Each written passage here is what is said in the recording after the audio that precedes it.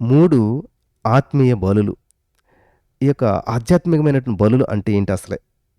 అని మనం చూస్తున్నట్లయితే ప్రియులారా, ఇక్కడ 3 ఆధ్యాత్మికమైన బలుల గురించి మనం చూస్తున్నాం. నంబర్ 1 దైవస్తుతి. హల్లెలూయా!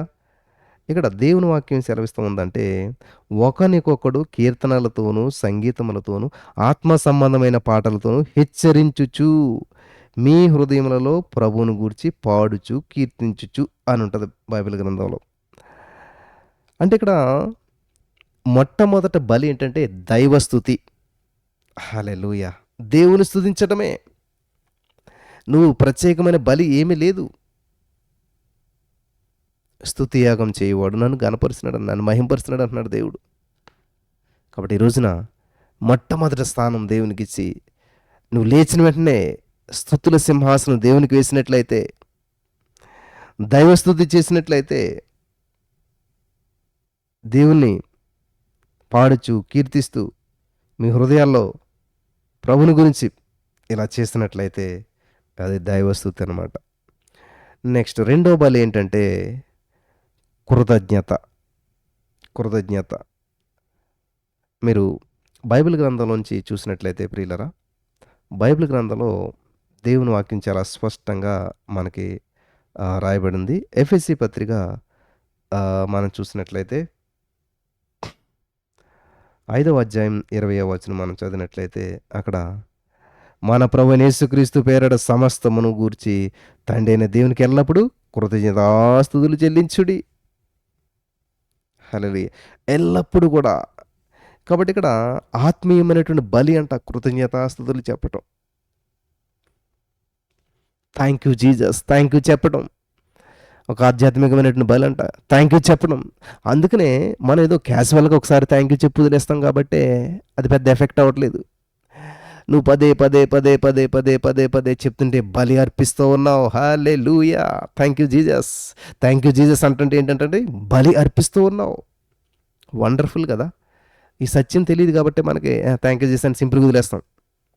కానీ ఇక్కడ చూడండి, కృతజ్ఞత, థాంక్స్ గివింగ్, థ్యాంక్ యూ చెప్పడం అనేటువంటిది ఏంటంటండి ఇక్కడ చాలా అద్భుతమైనటువంటి మాట అన్నమాట. చూడండి ఇంగ్లీష్‌లో అయితే ఏముంది? Giving thanks always for all things unto God. Hallelujah! Giving thanks, giving thanks, giving thanks, thanks చెప్పడం దేవుడికి. అబ్బా! ఎంత అద్భుతంగా ఉందో చూసారా ఇక్కడ? Giving thanks always for all things unto God. దేవునికి స్తోత్రం కలుగును. ఆల్వేస్, ఎల్లప్పుడూ, ఎల్లప్పుడూ చెప్పాలండి thank you. Thank you Jesus, thank you Jesus, thank you Jesus. ఎంత పవర్‌ఫుల్లో చూసారా? థ్యాంక్ యూ జీసస్‌లో ఆ యొక్క మాటలు ఎంత పవర్‌ఫుల్ ఉందో చూసారా? హల్లెలూయా!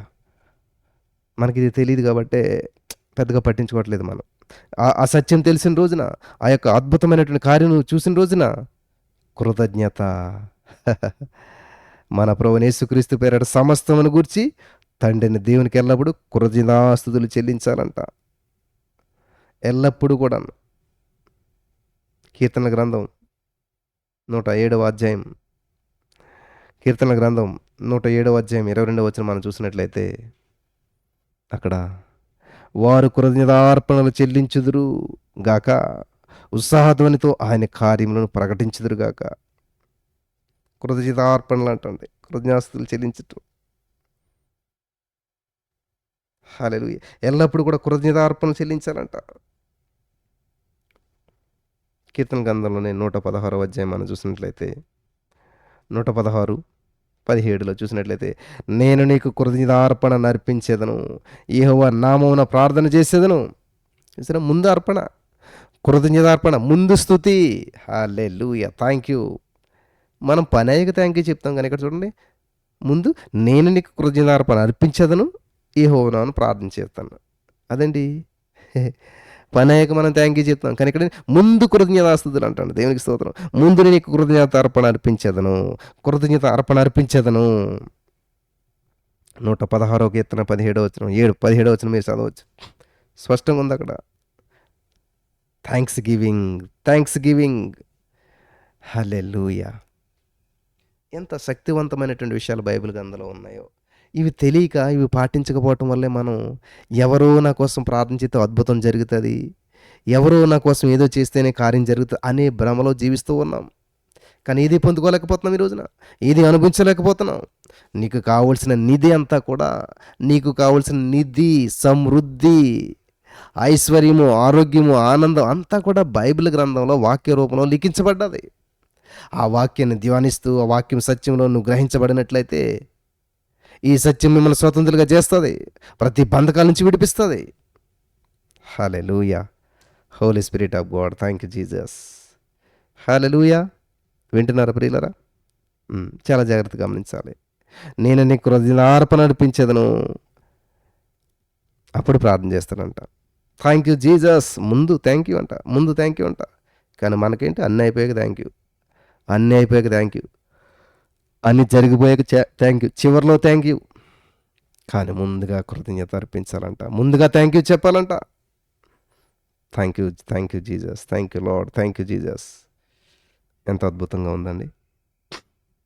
నెంబర్ 1, 3 ఆధ్యాత్మికమైన బలుల్లో నెంబర్ 1 దేవుని స్తుతించడం. నెంబర్ 2 కృతజ్ఞతాస్తుతి. నెంబర్ 3 దేవుని యందు ఆనందించుట. ఆనందించడం బల, దేవుని యందు ఆనందించడం బల. ఇది ఒక ఆధ్యాత్మికమైన బల. చూసారా ఎంత సత్యం దాగున్నదో. ఆనందించడం ఆత్మీయ బల ఎలాగవుతుంది అని మీరు అనుకుంటూ ఉండొచ్చు. ప్రియులు గమనించాలి. హబక్కూకు గ్రంథం మనం చూసినట్లయితే, హబక్కూకు గ్రంథం 3వ అధ్యాయం 17-18 వచనాలు మనం చదివినట్లయితే, అంజూరపు చెట్లు పూయకుండినను, ద్రాక్ష చెట్లు ఫలించకపోయినను, ఒలివ చెట్లు కాపు లేకయుండినా, చేనులోని పైరు పంటకు రాకపోయినా సరే, గొర్రెల దొడ్డులో లేకపోయినా సరే, సాలలో పశువులు లేకపోయినా సరే, నేను యెహోవా యందు ఆనందించేదను, నా రక్షణకర్త అయినటువంటి నా దేవుని యందు నేను సంతోషించేదను. In the name of Jesus. Hallelujah. I will rejoice in the Lord. I will joy in the God of my salvation. Thank you, Jesus. Thank you, Jesus. Thank you, Jesus. Thank you, Lord. వింటున్నారా ప్రియులరా? ఇది చాలా అద్భుతమైనటువంటి విషయం. గమనించాలి. దేవుని యందు ఆనందించాలనేటువంటి చిన్న విషయం కాదు.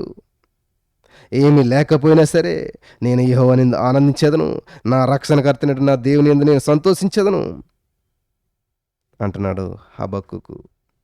ఏమి లేకపోయినా సరే, పౌలు గారు ఏమన్నాడు తెలుసా? పిలిపిలికి రాసిన పత్రిక 4వ అధ్యాయం 4వ వచనం చదివినట్లయితే, ఎల్లప్పుడూ కూడా ప్రభునందు ఆనందించండి. మరలా చెప్తున్నాను, ఆనందించండి. ఎందుకు చింత, ఎందుకు వేదన, ఎందుకు బాధన, ఎందుకు సమస్యల్లో చిక్కుకుంటావు, ఎందుకు సమస్యల గురించి ఆలోచన చేస్తావు? నువ్వు ఆలోచించడం నీ తెల్ల వెంట్రుక నల్ల వెంట్రుగా చేయలేవు, నీ హైట్ ఒక మూర పెంచుకోలేవు. నీ చింత యావత్తు దేవుని మీద వేసి నువ్వు సంతోషించు. సంతోషంగా ఉండడానికి మనం ఏం చేస్తాం? సినిమాకి వెళ్తాం. సంతోషంగా ఉండటానికి మనం ఏం చేస్తాం? కామెడీ షో చూస్తాం. వీటి ద్వారా వచ్చేటువంటిది కాదు సంతోషం. యెహోవాను బట్టి సంతోషించు అంటున్నాడు ఇక్కడ. యెహోవాను బట్టి సంతోషించు. Thank you, thank you, thank you, thank you, thank you Jesus. యెహోవాను బట్టి సంతోషించు. ఎల్లప్పుడూ సంతోషించు. ప్రభుని బట్టి సంతోషించండి. ఎల్లప్పుడూ ప్రభుని బట్టి ఆనందించండి. ఎల్లప్పుడూ ప్రభునందు ఆనందించండి. మరలా చెప్తున్నాను, ఎల్లప్పుడూ కూడా ప్రభునందు ఆనందించండి. Thank you Jesus. Hallelujah. In the name of Jesus. నీకు ఏ సమస్య ఉన్నా, ఏ రోగం ఉన్నా, ఏ బంధకాలు ఉన్నా, I'm healed by his stripes. ఏసై పొందిన దెబ్బల ద్వారా నేను స్వస్థత పొందేశాను. Thank you Jesus. ఏసై పొందిన దెబ్బల ద్వారా నేను స్వస్థత పొందేశాను. నాకు ఏ రోగం లేదు, ఏ సమస్య లేదు, ఏ బాధ లేదు. Thank you Jesus. ఇది చెప్పాలి మనం. దేవుని బట్టి ఆనందించాలి. ఎల్లప్పుడూ ఆనందించాలి. ఏ పరిస్థితుల్లో ఉన్నా, ఏ బంధకాల్లో ఉన్నా ఆనందించాలి.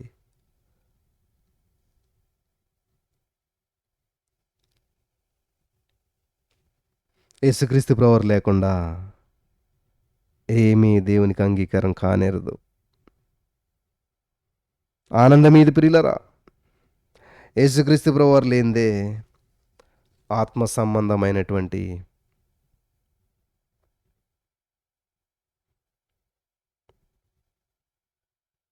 ఏది కూడా బలులు అర్పించుటకు వీలు కాదు ప్రియులారా. యేసుక్రీస్తు ప్రభువారు లేకుండా ఏమీ కూడా దేవునికి అంగీకారం కాదు, ఆనందం ఇవ్వదు. యేసుక్రీస్తు ప్రభువారు లేనిదే ఏది సంపూర్తి కాదు. కాబట్టి యేసుక్రీస్తు ప్రభువారి ద్వారా దేవునికి అనుకూలమును ఆత్మ సంబంధమైన బలులు అర్పించుటకు పరిశుద్ధ యాజకులుగా ఉండినట్లు మీరును సజీవమైన రాళ్ళ వలె ఉండి ఆత్మ సంబంధమైన మందిరముగా కట్టబడుచున్నారని 1 పేతురు 2:5 మనం చదువుతూ ఉన్నాం. ఆత్మ సంబంధమైన మందిరముగా మీరు కట్టబడుచున్నారు. కాబట్టి ఈ యొక్క 3 ఆధ్యాత్మికమైన బలుల గురించి మనం నేర్చుకున్నాం. దైవస్తుతి, కృతజ్ఞత, దేవుని యందు ఆనందించటం, ఈ 3 కూడా చాలా పవర్ఫుల్ ఆధ్యాత్మికమైనటువంటి బలులు. 3 ఆధ్యాత్మికమైన బలులు. దేవునికి స్తోత్రం కలుగును గాక.